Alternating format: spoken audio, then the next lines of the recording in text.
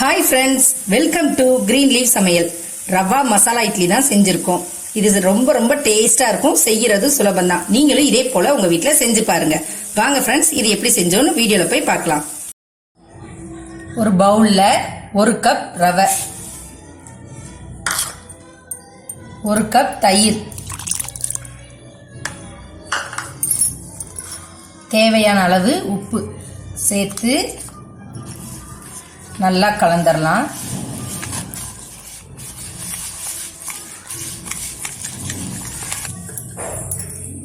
நல்லா கலந்து ஒரு அரை மணி நேரம் இந்த ரவை நல்லா ஊறட்டுங்க. அரை மணி நேரம் ஆயிடுச்சு. பாருங்க, ரவை நல்லா கெட்டியா இருக்கு. நல்லா நம்ம அடிச்சுக்கலாம். தண்ணி சேர்த்துக்கலாம். தண்ணி சேர்த்து மறுபடியும் நல்லா நம்ம இதை கலந்து விட்டுக்கலாம்.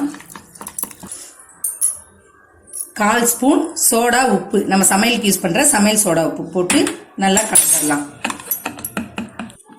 சோடா உப்பு போட்டு நல்லா கலந்துட்டோம். இப்போ நாம இதை இட்லி ஊற்ற ரெடி பண்ணிடலாம். ஒரு இட்லி தட்டில் நம்ம எடுத்து வச்ச மாவை ஊற்றிக்கலாம்.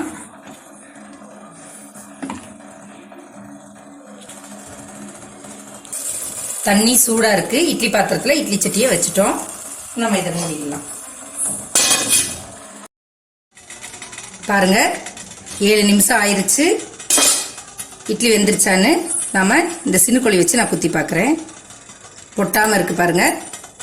இட்லிலாம் நல்லா வெந்துருச்சுங்க. இப்போ நம்ம இதை எடுத்துடலாம். பாருங்க, நம்மளோட ரவா இட்லிகள் எவ்வளவு சாஃப்டா இருக்குன்னு பாருங்க. ஒரு கடாய் நல்லா சூடா இருக்கு. 1 ஸ்பூன் பட்டர் போடுறோம்.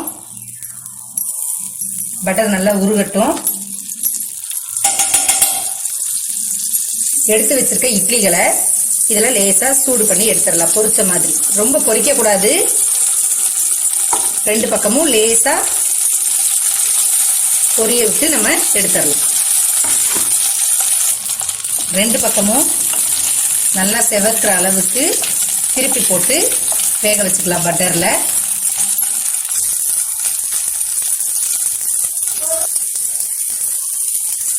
பாருங்க, இட்லில நல்லா ஃப்ரை ஆயிருச்சு. இப்ப நம்ம இதை ஒரு பிளேட்ல எடுத்து வச்சிடலாம். ஃப்ரை பண்ணி எடுத்து வச்சிருக்கோம். இட்லிகளை 4 நம்ம கட் பண்ணி எடுத்துக்கலாம். ஒரு இட்லியும் 4 கட் பண்ணி வச்சுக்கலாங்க. ஒரு கடாயில 3 ஸ்பூன் அளவுக்கு ஆயில் சேர்த்துக்கலாம். ஆயில் சூடானதும் 1/2 ஸ்பூன் ஜீரகம், பொடியா கட் பண்ண 1 பச்சை மிளகாய், பொடியா கட் பண்ண குடமிளகாய் பாதி,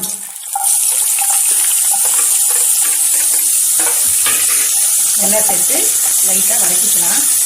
பொடியா கட் பண்ண 2 மீடியம் சைஸ் பெரிய வெங்காயம், அதை இதில் நம்ம சேர்த்துடலாம். சேர்த்து நல்லா கலந்து விட்டுறலாம்.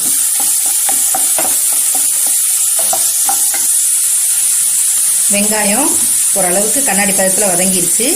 பூண்டு விழுது, வெள்ளைப்பூடோட விழுது தான் இது, இஞ்சி பூண்டு கிடையாது. இது ஒரு ஸ்பூன் சேர்த்துருக்கேன். சேர்த்து நல்லா நம்ம கலந்து விட்டுறலாம்.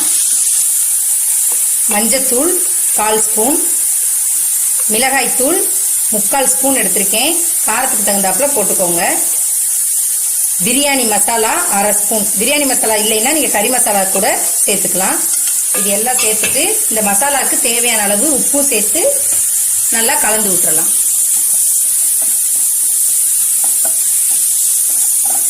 மசாலா பொடியெல்லாம் சேர்த்து ஓரளவு வதங்கிருச்சு. இப்போ 2 மீடியம் சைஸ் தக்காளியை பொடியா கட் பண்ணி வச்சிருக்கேன். ஆப்பிள் தக்காளி, அதை நான் சேர்த்திருக்கேன். நாட்டு தக்காளியா இருந்தா 1 போதும். இதையும் சேர்த்து நம்ம நல்லா கலந்து விட்டுறலாம். இந்த மசாலா கொஞ்சம் வேகட்டும். கொஞ்சமா ஒரு 2 ஸ்பூன் அளவுக்கு மட்டுமே தண்ணி சேர்த்து நல்லா கலந்து இதை ஒரு 5 நிமிஷம் நம்ம மூடி போட்டு வேக விட்டுறலாம். 5 நிமிஷம் ஆயிடுச்சு.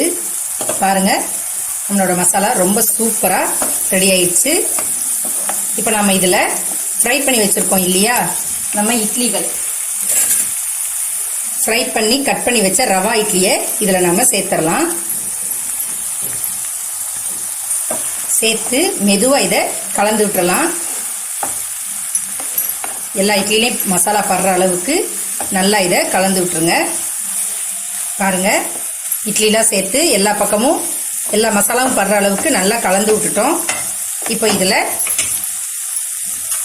ஃபைனல் டச்சாக ஒரு 1/4 ஸ்பூன் மிளகுத்தூள் சேர்க்குறேன்.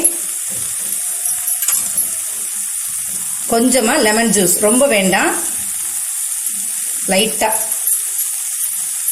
அதோட கொத்தமல்லி இலைகள், பொடியாக கட் பண்ண கொத்தமல்லி இலைகள் எல்லாம் சேர்த்து நல்லா கலந்து விட்டுருங்க.